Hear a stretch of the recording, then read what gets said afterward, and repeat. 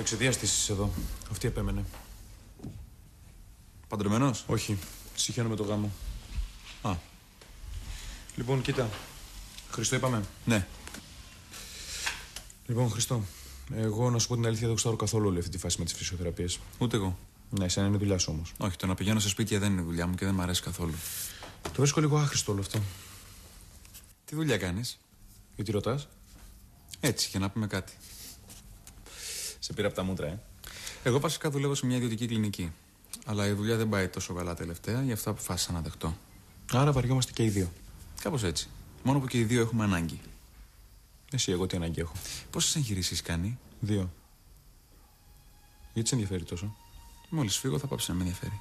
Πόσο χρεώνεις? Δεν το έχω σκεφτεί.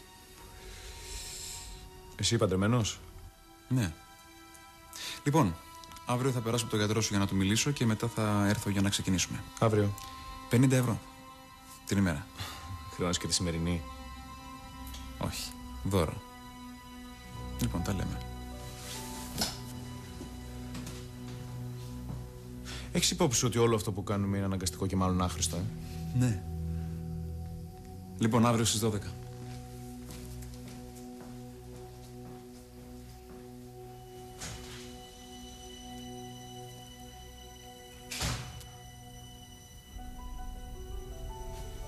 Μικρούλη, ξύπνο. Έλα, Σοφία, έλα. Έχει 5:30. Έλα, σου φτιάχτηκε καφέ. Μπα, τι φεύγεις? Καθόλου. Απλά δεν βρίσκω τάξη να μην πάει στο αεροδρόμιο και θέλω να μην πας εσύ. Ξέχνα το. Έλα, σηκετεύω ρε μωράκι Να μου. πας Δεν με θα τα μ' αφήσεις πόδια, έτσι. φύγε. Έλα, σε παρακαλώ, έλα, σήκω. Έλα, Σοφία, δεν προλαβαίνω. Έχω ραντεβού με τον τύπο σε λίγο. Πώς πήγε με αυτόν? Τι τόσο χάλια, παππούς? Όχι, στην ηλικία μας είναι, δεν ξέρω. Θα δούμε, μια κουβέντα κάναμε μόνο. Και τι είναι αυτός? Ιδέα δεν έχω. Τι ώρα πετάς? Σε λίγο. Έλα, σήκω γιατί βιάζομαι.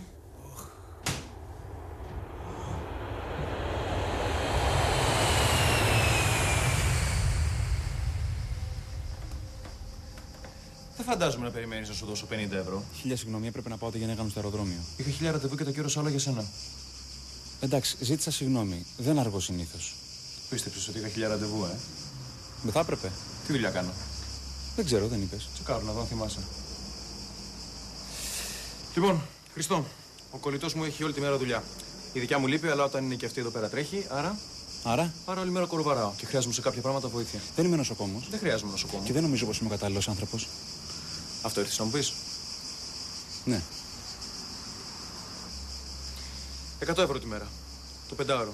Ξεκινάμε από τώρα. 5ωρο, τι θα κάνουμε 5 ώρες, δεν υπάρχει πρόγραμμα φυσιοθεραπείας. Ναι, γιατί? Καφέ έχεις πιει? Ναι, δεν κατάλαβες. Σου είπα ότι νομίζω πως δεν είμαι ο κατάλληλος άνθρωπος και θα ήταν καλύτερα να μιλήσουμε με τον γιατρό σου. Πάντα έτσι τόσο γρήγορα. Όχι. Απλά δεν μου έχει ξανασυμβεί κάτι τέτοιο. Ούτε εμένα. Αλλά δεν δείχνω την αμηχανία μου. Πάμε. Πού? Για καφέ. Όπως θα έχεις κλείσει την πόρτα, σε παρακαλώ.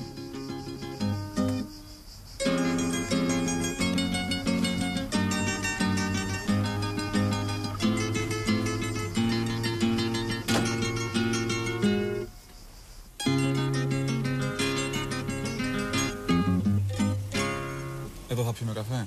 Ναι, γιατί? Ξέρω ένα καλύτερο εδώ κοντά, θα πάμε. Με ειρωνεύεσαι. Ναι. Θες να κατέβεις κάτω?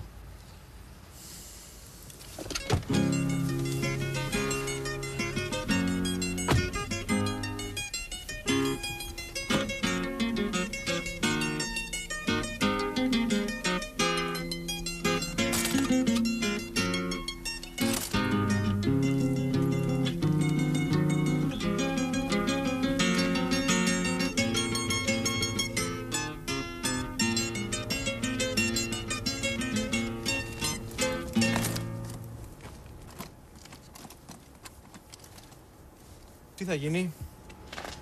Τι ακριβώς πρέπει να γίνει? Θα με βοηθήσεις? Αν δεν καταλάβω τι ακριβώς κάνεις, όχι. Θέλω να πιω ένα καφέ. Πού? Εδώ, πάνω στην ταράτσα. Έλα, πάμε, θα καταλάβεις. Πώς να καταλάβω τι ακριβώς θέλεις? Δεν είμαι ψυχολόγος, φυσιοθεραπευτής είμαι. Λοιπόν, από την αρχή. Εσύ θέλεις να κάνεις φυσικοθεραπεία, εξάλλου μόνο αυτό ξέρεις να κάνεις. Και εγώ θέλω να πιω ένα καφέ στην ταράτσα αυτού του κτηρίου. Πού θες να πεις καφέ? Ναι, είναι πολύ απλό. Συνδυάζουμε και τα δύο. Και φυσικοθεραπεία και καφέ. Και οι δύο κερδισμένοι βγαίνουμε. Ξέρεις πόση ώρα θα σου πάρει να με ανεβάσεις εκεί πάνω? Μιλάμε για τρελή γυμναστική. Χάρηκα. 1.000 € την εβδομάδα. Αν τα καταφέρουμε και ανέβουμε πάνω, προσλαμβάνεσαι. Εκτός και αν πιστεύεις ότι δεν θα τα καταφέρουμε.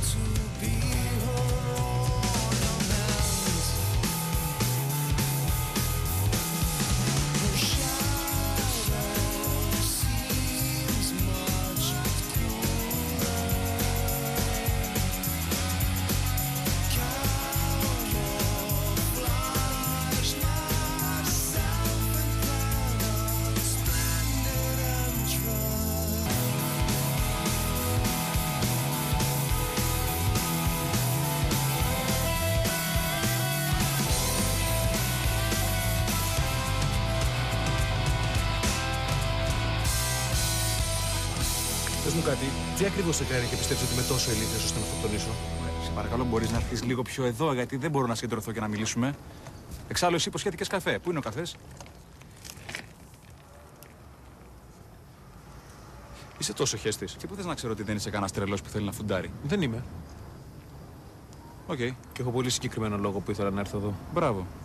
Και έπρεπε να το κάνεις μαζί μου. Δεν ήθελα να σε φέρω σε δύσκολη θέση, συγγνώμη. Δεν έχει καταφέρει κανείς άλλος να σε ανεβάσει μέχρι εδώ?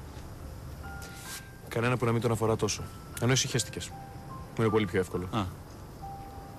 Οι φίλοι σου? Προσπαθείς να πιάσουμε κουβέντα τώρα? Έχω άλλη επιλογή? Αν θέλεις, δεν μιλάμε καθόλου. Οκ.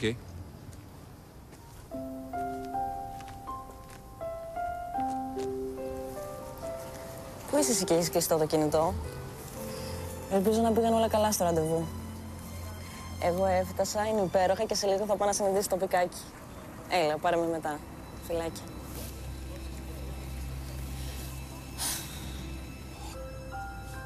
Και από τότε φοβάμαι τα αεροπλάνα. Καλά, δεν είναι πως δεν μπαίνω. Μπαίνω, απλά πρέπει πρώτα να έχω πιει λιγάκι. Άμα δεν κουνάει, δεν φοβάμαι, μια χαρά. Αλλά άμα αρχίσουν οι αναταράξεις, τρελαίνομαι. Μάλιστα. Τι? Προσπαθώ να καταλάβω τι σκατά είσαι. Κι εγώ το ίδιο, για σένα. Δύσκολα θα μάθεις. Γιατί έκαπας αυτό το μέρος τόσο πολύ? Μου θυμίζει ωραία πράγματα. Με τη δικιά σου? Όχι. Σοφάκι!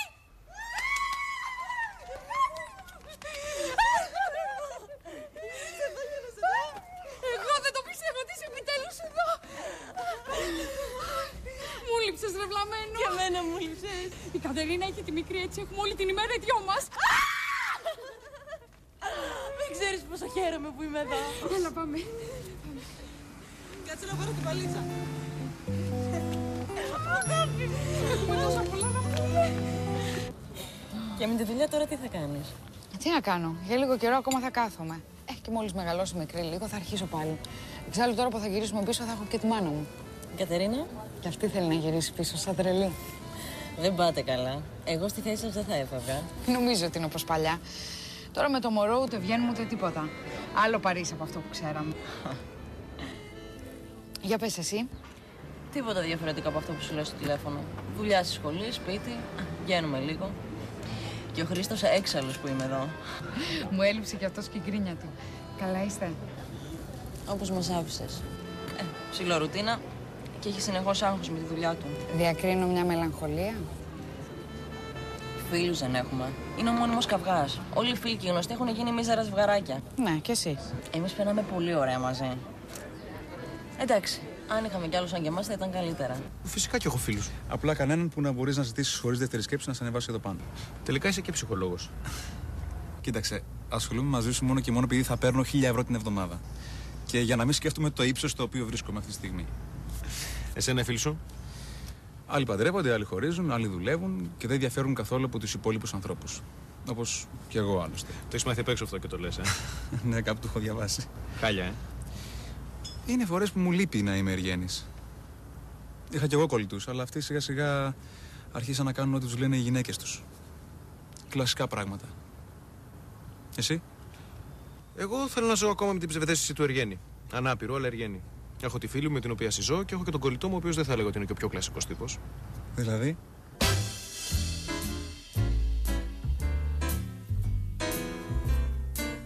Θεωρητικά ο λεσβιακός έρωτας είναι η πιο περιζήτητη φαντασία σε κάθε άντρα. Μα αρκεί να μην έχεις καψουρευτεί. Εγώ λοιπόν είχα. Και κόπηκε.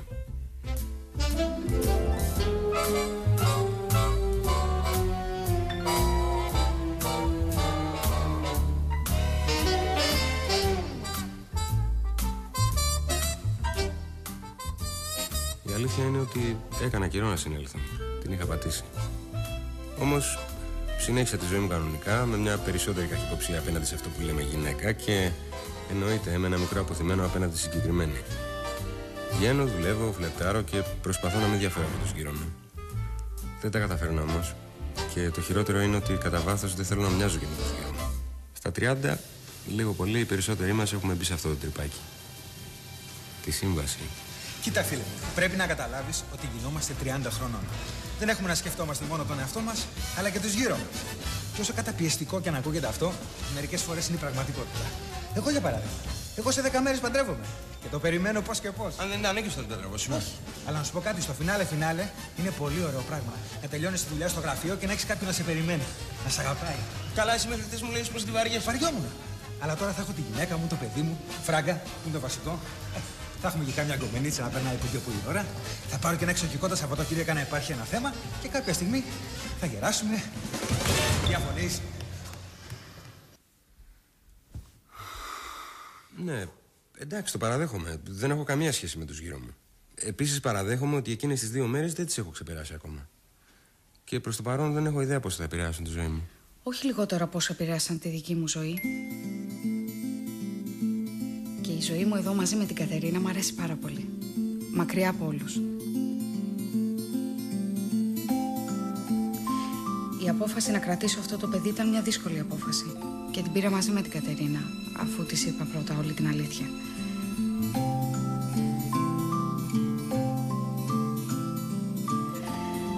Δεν το είχα προγραμματίσει και ακόμα δεν ξέρω αν έχω κάνει καλά που δεν του έχω πει τίποτα. Τον έχασα. Και όταν κατάλαβα πως ήμουν έγκυος, φοβήθηκα να το ρίξω.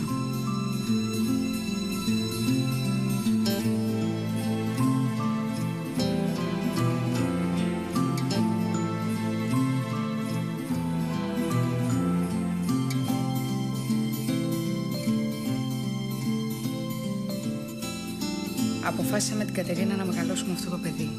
Και μπορώ να πω με σιγουριά πως τώρα πια είναι ό,τι λατρεύω περισσότερο.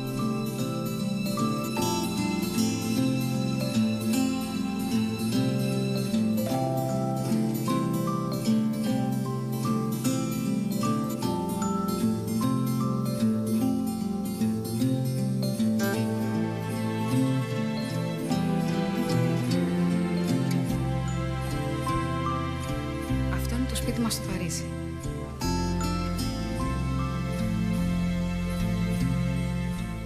Τα πράγματα δεν είναι πάντα όπως φαίνονται, αλλά όπως τα νιώθεις. Και εγώ για την Κατερίνα και για αυτό το παιδί θα έκανα τα πάντα.